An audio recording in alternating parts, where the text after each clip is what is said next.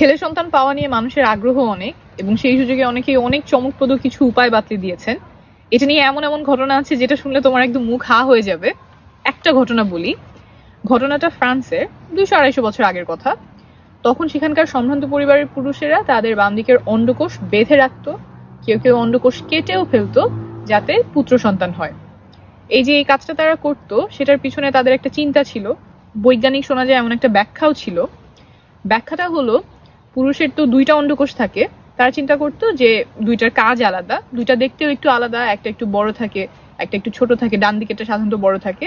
তো তারা চিন্তা করতো ডান দিকের অন্ডকোষ থেকে ছেলে হয় আর বাম দিকের অন্ডকোষ থেকে মেয়ে হয়। যেহেতু বাম দিকের অন্ডকোষ থেকে মেয়ে হয়, সেই জন্যই তারা সেটা বেঁধে রাখতো বা কেটে ফেলতো। এই যে এটা করতো, এইটা সেখানকার একজন বিজ্ঞানী তার বইয়ে লিখেছিলেন। বইয়ে তিনি বলেছেন যে এই অন্ডকোষ কেটে ফেলা এটা একটা খুব সহজ একটা অপারেশন, দাঁত ফেলার মতো, দাঁত ফেললে যতটুকু ব্যথা লাগে অন্ডকোষ কেটে ফেলতেও সেরকমই ব্যথা লাগে। তাই এইটা ছেলে সন্তান পাওয়ার জন্য একটা বাস্তবসম্মত উপায় হতে পারে। আর সেই বইতে তিনি আবার এটাও বলেছেন যে ঘোড়া, তারপরে কুকুর, এদেরকে তো সচরাচরই এই অপারেশন করা হয়, অন্ডকোষ কেটে ফেলা হয়, এটা তেমন প্রাণঘাতী কিছু না, তাই এটা হতেই পারে, করা যেতেই পারে। আর তারপরে তিনি এটাও চিন্তা করেছেন যে সব পুরুষই হয়তো এত সাহসী হবে না, কেউ কেউ একটু ভীত বা টিমিড হতে পারে, যারা এই কাজটা হয়তো করতে যাবে না পুত্র সন্তান পাওয়ার জন্য। তাদের জন্য উপায় আছে। সেটা কি? তাদের স্ত্রীদের জন্য উপায়, সেটা হলো সহবাসের পরে তারা একদিকে কাত হয়ে শুয়ে থাকবে। পুরুষের যেমন অন্ডকোষ 2টা, মেয়েদেরও ডিম্বাশয় 2টা থাকে, দুই দিকে 2টা থাকে।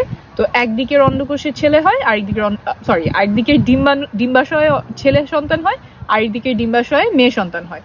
তো এখন যেই লিঙ্গের সন্তান চাই সেই দিকে সে সহবাসের পরে কাত হয়ে শুয়ে থাকবে। এবং সেই বিজ্ঞানী বলছেন যে ছেলেরা অন্ডকোষ কেটে ফেললে সেটা বেশি কার্যকরী উপায় হবে ছেলে সন্তান পাওয়ার জন্য। মেয়েদের যেটা এক কাত হয়ে শুয়ে থাকা সেটা একটু কম কার্যকরী, কিন্তু তারপরে যদি ছেলে যদি ভীত হয়, সেটা করতে না চায়, তাহলে সেটা করা যেতে পারে। এইটা তিনি একটা বইয়ে লিখেছিলেন। বইটা তখন অনেক জনপ্রিয় হয়েছিল। এখন এইসব পন্থা শুনতে হাস্যকর মনে হলেও তখন এটা খুব জনপ্রিয় ছিল। বইয়ের অনেকগুলো কপি বিক্রি হয়েছে, আর বইয়ের নামও খুব সুন্দর ছিল। বইটার নাম হচ্ছে দি আর্ট অফ হ্যাভিং বয়েজ, অর্থাৎ ছেলে সন্তান পাওয়ার আর্ট বা শিল্প। আচ্ছা, এটা তো বুঝলাম কাজ করে না, অবৈজ্ঞানিক। এখন যে বিলিংস মেথড নামে একটা মেথড শোনা যায়, এটা অনেক জনপ্রিয়, এটা কি কাজ করে? এটা কি বিজ্ঞানসম্মত? খুব ভালো কথা বলেছো। শুধুমাত্র বিলিংস না, বিলিংস মেথড আছে, শেটলস মেথড আছে, তারপরে ওয়েলেন মেথড আছে। এইগুলো বিভিন্ন সময়ে পরীক্ষা করা হয়েছে যে পুত্র সন্তান পাওয়ার উপায়গুলো কি কি, আগে সহবাস করা, পরে সহবাস করা, কোন সময়ে করলে পুত্র সন্তান হবে, ছেলে সন্তান হবে, এগুলো নিয়ে অনেক ধরনের গবেষণা হয়েছে, পদ্ধতি হয়েছে। এই যে এই বিলিংস, শেটলস, ওয়েলেন, এগুলোকেই বিভিন্ন ভাবে অনলাইনে বিভিন্ন আর্টিকেল, ভিডিওতে বলা হয় যে বৈজ্ঞানিক উপায় পুত্র সন্তান পাওয়ার। এগুলো বিজ্ঞানসম্মত না, এটা আমি খুঁটিনাটি আরো ভালো করে একটা ভিডিওতে অ্যানিমেশন দিয়ে মডেল সহ বুঝিয়ে বলবো। এখন তো বাইরে, এখানে অত ভালোভাবে আমি বললে আর কি থিওরির মতো শোনাবে, কিন্তু খুব ভালো করে বোঝা হয়তো যাবে না। তো এটা আমি স্পষ্ট করে আরেকটা ভিডিওতে ভালো করে বুঝিয়ে বলবো। তবে এই ভিডিওটি যারা দেখছেন তাদের জন্য বার্তা হলো, পুত্র সন্তান পাওয়ার জন্য বা মেয়ে সন্তান পাওয়ার জন্য আপনাদেরকে যদি কেউ চমকপ্রদ কোনো কায়দার কথা বলে, কোনো পন্থার কথা বলে, তাহলে সেটা এড়িয়ে চলবেন। আপাতত এড়িয়ে চলাই ভালো। এতে আপনার অর্থের ক্ষতি হতে পারে, সময়ের নষ্ট হতে পারে, শারীরিক ক্ষতিও হতে পারে, কমপক্ষে একটা অপচয় হবে। তাই আপাতত এগুলো এড়িয়ে চলবেন। আর এইটা নিয়ে আপনার বিস্তারিত যাতে আপনি বুঝতে পারেন, কনফিডেন্স পারে যে কি করলে ছেলে সন্তান হয়, কি কারণে ছেলে সন্তান হয়, কি কারণে মেয়ে সন্তান হয়, এগুলো আমি আরো বিস্তারিত পরের ভিডিওতে বুঝিয়ে বলবো। আশা করি সেটা দেখলে আপনারা আরো ভালো ধারণা পাবেন, আরো ভালোভাবে বুঝতে পারবেন। কয়েকজন কমেন্ট করে জানিয়েছেন যে যোনিপথ বা মাসিকের রাস্তায় চুলকানি এবং চাকা চাকা সাদা স্রাব নিয়ে অস্বস্তিতে আছেন। পাশাপাশি কারো কারো প্রস্রাবের সময়, সহবাসের সময় একটু জ্বালাপোড়া করছে, ব্যথা করছে। এর কারণ আর সমাধান জানতে চেয়েছেন। যেই অভ্যাসগুলোর কারণে এই সমস্যাটা দেখা দেয়, কিন্তু এগুলো আমাদেরকে কেউ শেখায় না, কেউ বলে দেয় না, সেগুলো নিয়ে আজকে আমি আর ডাক্তার ইমা ইসলাম কথা বলবো। আর এই সমস্যাটা যদি দেখা দিয়েই দেয়, তখন বাসায় বসে কি করবেন আর চিকিৎসা কি সেটাও শেষে বলে দিব। তো এই যে যোনিপথে বা মাসিকের রাস্তায় চুলকানি, চাকা চাকা সাদা স্রাব, এটা সাধারণত হয় ফাঙ্গাল ইনফেকশনের কারণে। অনেকের ক্ষেত্রে এটা দেখা দেয় কারণ যোনিপথটা ভেজা থাকে। তো যোনিপথটা তো দিনে বিভিন্ন কারণেই ভেজাতে হয়, পরিষ্কার করতে হয়। পরিষ্কার করার পরে একটু খেয়াল করে সময় নিয়ে জায়গাটা শুকিয়ে নেবেন। আর পরিষ্কার করার ক্ষেত্রে অবশ্যই মাথায় রাখবেন যে মাসিকের রাস্তার ভেতরটা কিন্তু আপনার পরিষ্কার করতে হবে না, এটা নিজে থেকেই নিজেকে পরিষ্কার রাখে, শুধুমাত্র বাইরের জায়গাটা পরিষ্কার করবেন। পরিষ্কার নিয়ে ডক্টর ইমা ইসলাম আপনি একটু আগে একটু বলছিলেন যে যে জিনিসগুলো দিয়ে অনেকে পরিষ্কার করে যেটা আমাদের এই ফাঙ্গাল ইনফেকশনের সম্ভাবনা বাড়ায়।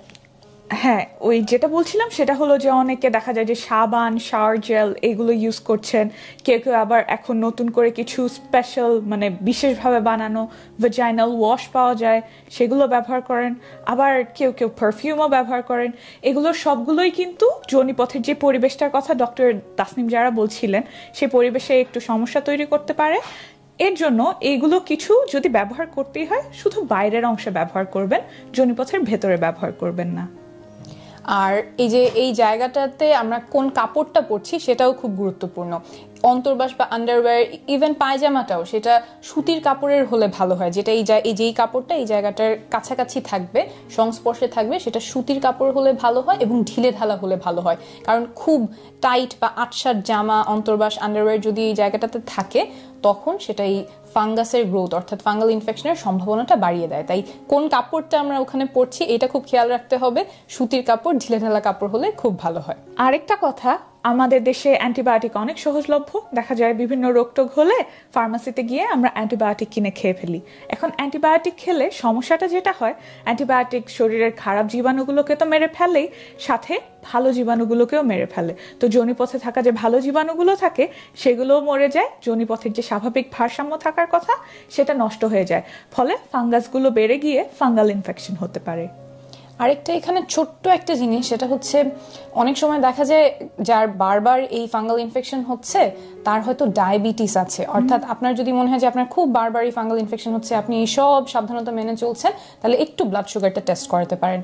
আর কিছু স্বাভাবিক কারণেও হতে পারে, যেমন অনেক সময় যারা গর্ভবতী আছেন তাদের যে শরীরের পরিবর্তনগুলো আসে সে কারণে ফাঙ্গাল ইনফেকশন হওয়ার সম্ভাবনা একটু বেড়ে যেতে পারে। জন্মবিরতিকরণ পিল বা বড়ি খেলে একটু সম্ভাবনা বেড়ে যেতে পারে। তাহলে এখন আমরা চিকিৎসায় চলে আসি।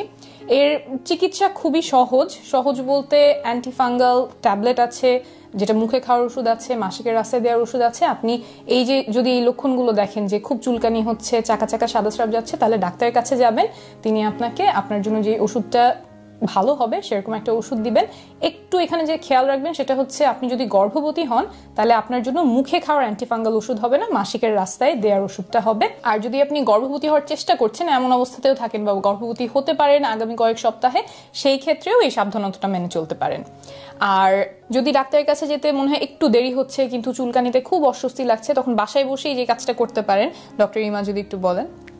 বাসায় বসে যেই কাজটা করে অনেকেই আরাম পান সেটা একটা সহজ টিপস, সেটা হলো একটা বড় বোল বা গামলার মধ্যে একটু কুসুম গরম পানি আর লবণ সেটা মিশিয়ে অনেকে সেখানে বসে থাকেন। বসে থাকলে এখানে যে চুলকানি বা সিমটমগুলো আছে সেখানে আরাম পাওয়া যেতে পারে।